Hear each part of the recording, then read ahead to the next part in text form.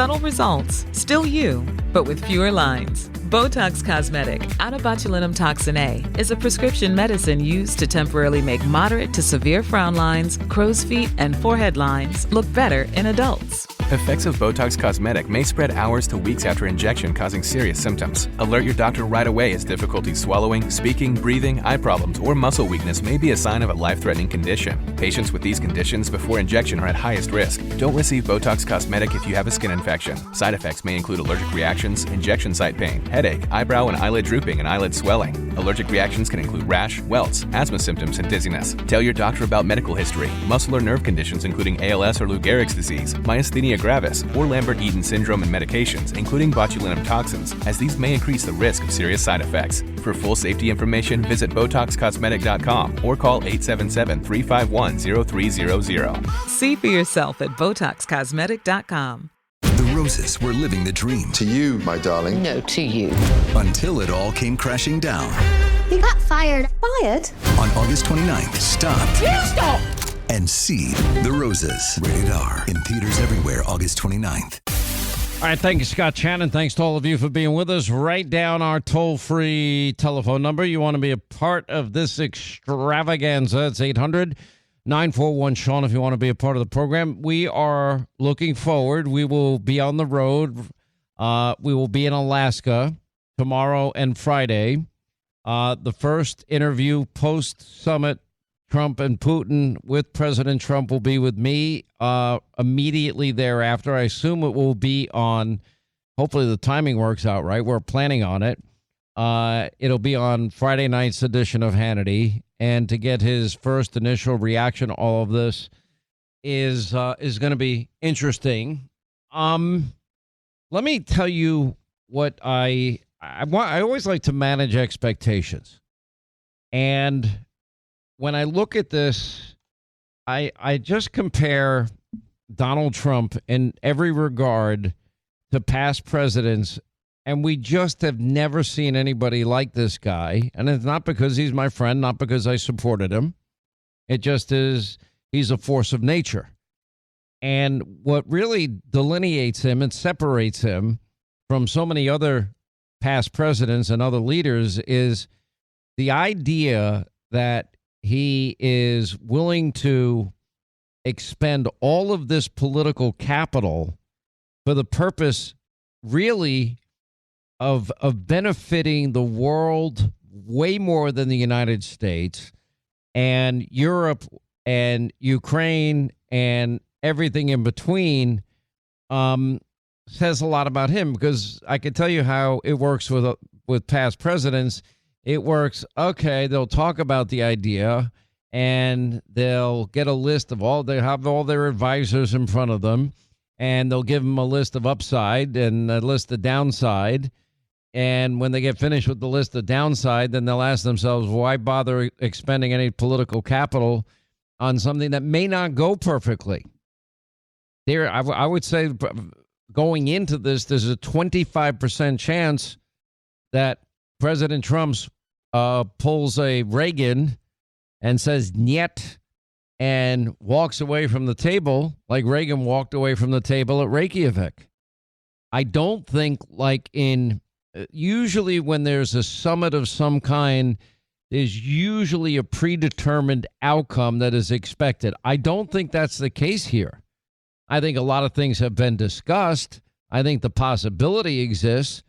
I think the fact that the president, look what he's done so far in just the last 8 months. He played a part in 7 massive peace deals that have taken place. I think, 2 of the biggest are India and Pakistan. Tensions were flaring up. He got involved and he helped simmer that down. Israel, Iran, 12 days. I don't think anybody would have thought that would have ended in 12 days. He was active and involved in that, too, and in the process also took out their nuclear sites. Rwanda, the Congo, Serbia, Kosovo, Thailand, Cambodia. You saw last week Armenia, Azerbaijan, Egypt, and Ethiopia. And the president's going here. And look, you can say what you want. This this is Joe Biden's conflict. And we've gone over this earlier in the week. Joe Biden allowed Vladimir Putin to amass troops and military might on the border with Ukraine. And I think the worst part of the story is the president of our country never picked up the phone and said, "What are you doing? Why is this happening?" Offered a potential solution, offered to get involved. And then when asked about it, well, it depends if it's a minor incursion. And then asked in another case, don't. Him and Kamala, don't. Well, he did.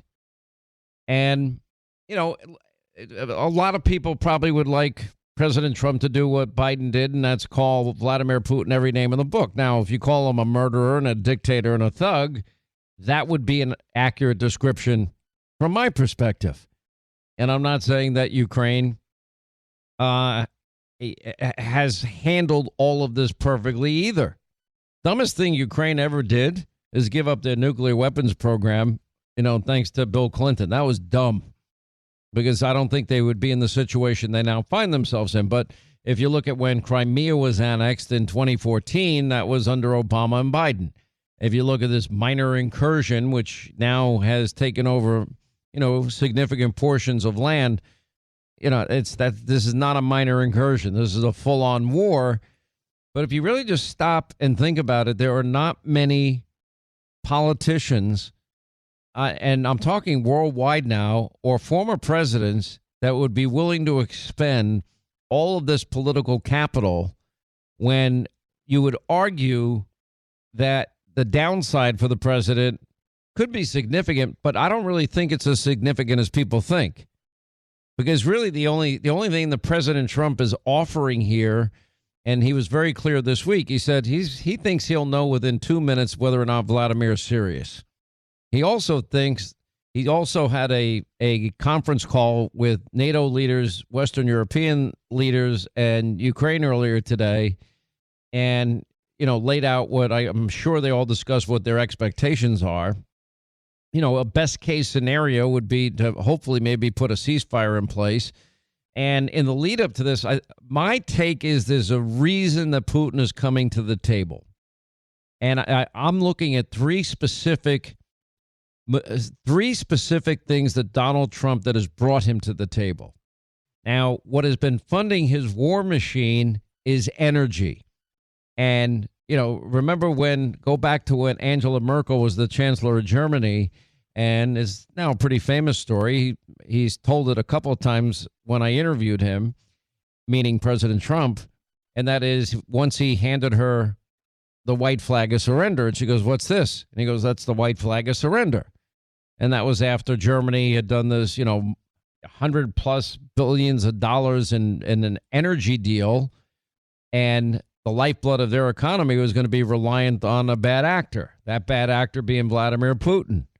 And remember, it was President Trump already has been able to more than double the contributions of Western European countries as it relates to NATO, because after this incident with Ukraine, maybe they're all beginning to realize that Vladimir Putin is a hostile actor on the world stage. Not sure why it took this to make them aware of it, but can you name any European leader that would be able to go and sit with Putin and possibly hammer out a ceasefire or some type of negotiated peace with Ukraine? Now, nobody's going to like the outcome of this. I can tell you that ahead of time. I mean, had Joe Biden had enough sense to maybe stop this and nip this in the bud and have a negotiated settlement. For example, I don't think the Donbass region is going back to Ukraine. Why? Well, it's about 70 to 80% Russian nationals to begin with. So I'll use Lindsey Graham's term. There will be some type of land swap. And if I'm Ukraine in this situation, what Joe Biden allowed to have happen and what he allowed to evolve in this situation is that this became a proxy war. As he was giving all of these weapons to Ukraine, it became a proxy war between the U.S. and Putin and Russia. But Putin was still selling his oil to Western European countries. And the three things that the president did that I think have been game-changing if you look at the trade deal that he made with the European Union, part of that deal includes $1 trillion in energy that they will be buying from America because of his energy dominant policies that he's put in place. Well, that's money that was directly going to fund Putin's war machine. Now, also, you've got to factor in that Putin's economy's not been doing particularly well, in part because he's been funding his war machine. The 50% tariff that the president just imposed on India, also, they're getting most of their energy from Vladimir Putin and Russia. And what he's saying to India is, no, you're not going to do business with the U.S. if you continue to do that. And then I think the president did one other very important thing that got Vladimir's attention, and that is he's selling, unlike Joe Biden, he's not giving, he's selling very sophisticated weaponry and technology that is needed for Ukraine to fight their own conflict. And because Putin has been, so stubborn, he's like, okay, if this is what you want, if you want more death, then fine, we're not going to abandon Ukraine under those circumstances. Now, if I'm Ukraine in this situation, you have to recognize that there's going to be a realignment in some capacity, part of which you're not going to like. However, in exchange for that, if they want to stop the killing. Now, the president was also clear that this decision ultimately is going to be made by Ukraine and by Europe. In the end, the U.S. does not have to involve itself in any of this. We really don't. But I don't believe in isolationism. This would have the potential, I think, over time to spiral out of control and become part of a wider conflict in Europe. I know that's not going to end well. It's not good for anybody as part of the equation. So how do you define success here? I would say, well, the president, the fact that he's willing to do that which no other leader could do. Name one other person in your own mind. Think. Who do you think would be capable of sitting across from Vladimir Putin and saying, you got to stop the killing? This has to come to an end. What country has the strength to impact Russia in significant ways, especially the funding of their war machine? There's no country on the face of the earth that has that power the way the United States of America has it, and there's no president that understands America's power more than President Trump. Now, do I think there's a 25% chance that President Trump realizes Putin's full of crap? I mean, but Putin sent his message by bombing out innocent women and children in the last couple of days. That was his message to say, oh, just so you know, I could keep this war going on in perpetuity, which everybody knew going in. But then why is he wasting everybody's time and going to sit down with President Trump? That's him in his mind. He thinks he's showing strength. To me, he's just showing that he's a murdering, brutal dictator thug. And, one of the things, if you look at how Israel fights their conflicts and wars, they have purposely over the years gone out of their way not to have civilian targets. Hamas made it nearly impossible because they're firing missiles from hospitals and schools, and their, terror tunnel network that they built out, and the brutality. I mean, we still have American hostages being held by Hamas, for crying out loud. And then we have Israeli hostages being held. And, hopefully we now have the foundation laid that there can be an inevitable peace there. So, with the president now putting all of this on the line, the president has said he thinks he'll know in 2 minutes. He also thinks the ultimate decision is going to be Europe's and it's going to be Ukraine's. He's also warned that Russia will face very severe consequences if Putin continues the Ukrainian war after this summit. He said there'll be consequences. I don't have to say what they are. They will be severe. He said, talking to reporters at the Kennedy Center, he said that the summit is about setting the table for a potential follow-up meeting involving both Putin and Zelensky. He said there's a very good chance we're going to have a second meeting that will be more productive than the first. He said, because I'm not sure if the two guys can be in the same room, to be very honest. I really don't. Anyway, because the first is I'm going to find out where we are and what we're doing. So I want to manage everybody's expectations here. I'm not sure what people think is going to happen. Now, Putin does have nuclear weapons. Got to factor that in. America doesn't want to have a nuclear war with Russia, but Russia doesn't want to have one with us either. And the one president he really doesn't want to mess with is Donald Trump. So I could tell you the next, by Friday, I mean, history will be made. It was made in Reykjavik when President Reagan walked away and said no deal. It hinged on the issue of strategic defense, SDI, and it ended up, he ended the Cold War in the end. It may be a case like that where we don't see the benefit of all of this until much later. I don't know. But you got to say this.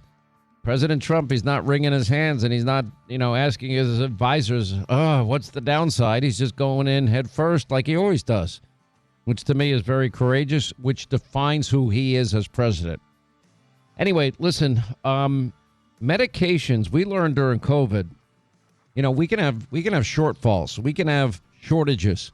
And I'm talking about vital medications that you and your family lead. You could have massive price increases until we get manufacturing up and ready in this country. You and your family do not want to be caught short without the medicines that you need. Now, that's what Jace Medical is all about. If you take action, you can get the medicines you and your family may one day need, and you'll have it on hand in case of an emergency. That's why everybody should have a Jace case. I have it. I take it everywhere I go. I'll take it with me to Alaska. Anyway, Jace, 10 prescription antibiotics, emergency medications. It's the most affordable, secure way to get these essentials. You can get up to a 12-month supply of your daily prescription medications. And when prices shoot up and shortages take place, you're not going to be impacted by it. Anyway, go to their website. It's really simple. Check it out today. It's Jase, JASE.com. Enter the promo code Hannity when you check out. You get a $25 discount on your order. Every family should have emergency medicine on hand. JASE.com, promo code Hannity.